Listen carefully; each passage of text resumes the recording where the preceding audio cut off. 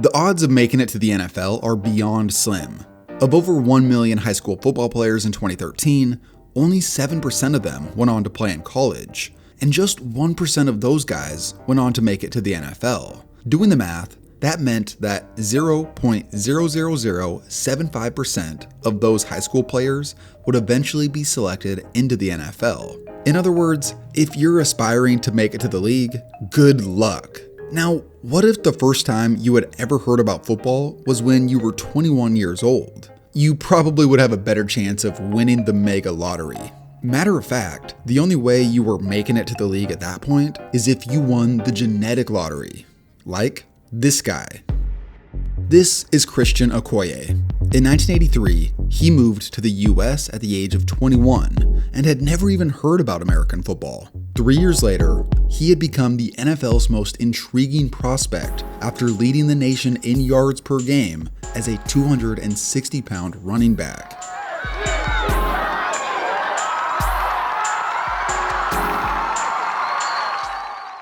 So, how did things get to this point? How does a guy who's never even heard about football become the game's biggest story in a matter of a few years?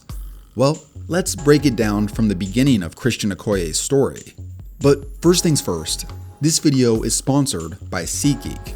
SeatGeek is a company that I've been working with for a long time, and they gather tickets from all across the web and put them into one area, making buying simple. They have everything from football, baseball, basketball, concerts, festivals, or more. And with so many amazing concerts and festivals happening right now, you're not going to want to miss out. I'm talking Tyler the Creator, Motley Crue, Kendrick Lamar, Rage Against the Machine, and so much more. SeatGeek rates every ticket from 0 to 10 to make sure that you're getting a good deal, with green meaning good and red meaning bad. And for first-time buyers, use code KTO at checkout for $20 off your first purchase. Make sure to click the link in the description to download the app.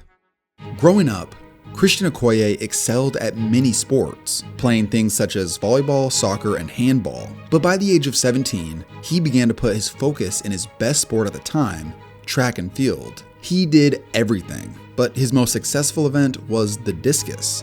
It had become apparent to Christian by the end of high school that he had a serious chance of making it to the Olympics. To pursue his goal while also getting an education, Okoye decided to move to America at the age of 21, landing at Azusa Pacific, which is an NAIA school in California. His freshman year in track was a dominant one.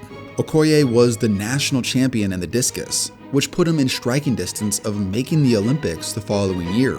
However, despite having the qualifications to make it in the discus, the Nigerian national team did not select him onto their Olympic roster. Okoye was crushed by this, and after that, he decided to pursue other outlets, and that's when he stumbled upon football.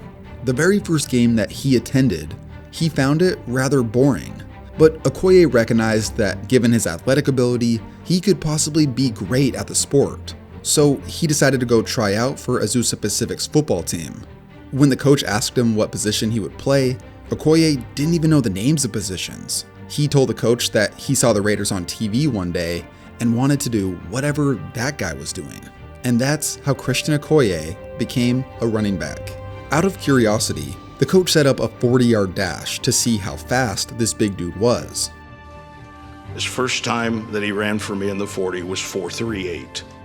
Considering Okoye was 6'1", 260 at the time, this was astounding. Having the strength of a national champion thrower with this kind of speed was, well, that's closing in on LeBron level athleticism. However, at first, Okoye wasn't a huge fan of playing football. Did you start to like it, or did you just simply become better? Well, actually, I didn't like it, but I was doing better. He considered quitting multiple times, but teammates talked Okoye into staying, and he developed into a total beast. Over the span of 3 seasons, Okoye led the entire nation in yards per game. I don't know if you understand how insane that is. He would have had to learn all the basic fundamentals, such as how a snap count worked, what running a play meant, what a run play was compared to a pass play, how to take a handoff, how to block, where to line up over many different formations, Then, from all those different formations, where to go when the ball was snapped on many variations of plays. In practice, one of his teammates would hold up an arrow made out of cardboard to help show him which way he was supposed to be going on a given play. And this is all the basics of pre-snap only. Post-snap concepts like reading blocks and taking on defenders seemed to come natural to Okoye, even though he didn't like hitting at first. Now, he did play at a small school in a lower division, so he was relatively unknown during his time at Azusa, and he didn't receive any invites to postseason college all-star games. But luckily, one of the top running backs dropped out of the Senior Bowl, giving Okoye the chance to compete. 4 touchdowns later, Christian Okoye had officially become the biggest scouting phenomenon of 1987. Just imagine the scouting debates going on at the time. On one hand, this dude didn't play a down of organized football till he was 23 years old. That's the age of many rookies in the NFL. He still only had a basic understanding of how the game worked. But on the other hand, here's what kind of athletic freak Okoye was. He was a 7-time national champion thrower, with his best discus throw ranking out among the top in the world. He was a near 24-foot long jumper, had a supposed 4.38 40, led the nation in yards in his 3rd year of playing football, and his lifting numbers were off the charts. Christian Okoye had the greatest physical potential of anyone in the '87 class, and the Kansas City Chiefs knew it. In that year's draft, they made the choice to take him with their 2nd round pick. Let's just say they hit a home run with this selection. Christian! If it's not in, we're going to go 25 lead. Okay. Get down, get your pads down, and make a hole if there isn't one. All right, make a hole. Okoye in 2nd and 3, and Okoye pulls his way, leaving bodies in his wake. Why shoot when you can go straight ahead? Ripping his way through a couple of Bear tacklers. They give it to Okoye going laterally, and he's in. By Christian Okoye's 3rd season, he was on top of the NFL, leading the entire league in rushing in 1989 on his way to achieving All-Pro honors. He had become known as the Nigerian Nightmare, and he really was a nightmare to opposing defenders. Apparently before games, Okoye would run down the opponent's sidelines just to show off his size. Over the course of games, he would often bulldoze his way to 3- and 4-yard runs, slowly breaking the will of defenses from the constant hitting.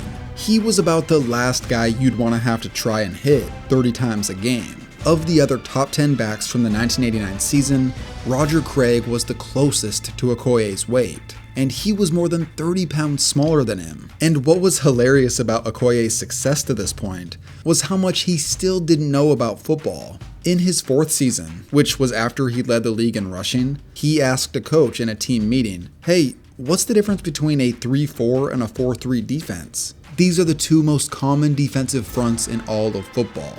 But because of Okoye's willingness to be coachable and his desire to be great alongside his talent, he was able to adapt quickly to the game and become not only a star, but also a legend. In my last video, I discussed the history of the iconic neck pad and Christian Okoye's role in that. He became the player to popularize the jersey over the neck roll look. It made a big man look like a mountain. He was instantly a fan favorite in Kansas City as soon as he stepped onto the field, and he was a hero to his home country, Nigeria. Okoye, along with Hakeem Olajuwon, were both born in Nigeria around at the same time, and had become stars in popular American sports in the same era. This was a pretty big deal to their home country. Not only was Okoye the first Nigerian-born NFL player, but he was also the first African-born player. Also, Christian Okoye had become a legend in another realm: video games. Super Tecmo Bowl was released in 1991, and it quickly became the most popular sports game that had ever been produced. Of the 12 teams that you could play with, nobody wanted to go against the Chiefs, since Okoye was impossible to stop. He, alongside Raiders running back Bo Jackson, were pretty much off limits in many households. Now, Okoye's reputation as a bruising back had become so enormous that by 1990, there was one particular play that became one of the NFL's all-time greatest moments. Say, let's rock. Showtime, baby, showtime in the Mile High City. I was standing maybe one man away when he made a big hit on Okoye, and just the sound of that hit fires you up. For those of you who currently play or have played football, did your dad ever reference one moment or one play to teach you something or to hype you up? This play I'm about to reference was the one my dad always talked about. Steve Atwater was a safety who weighed roughly 30 to 40 pounds less than Okoye. And not only did he take on this behemoth of a running back, but he lit him up.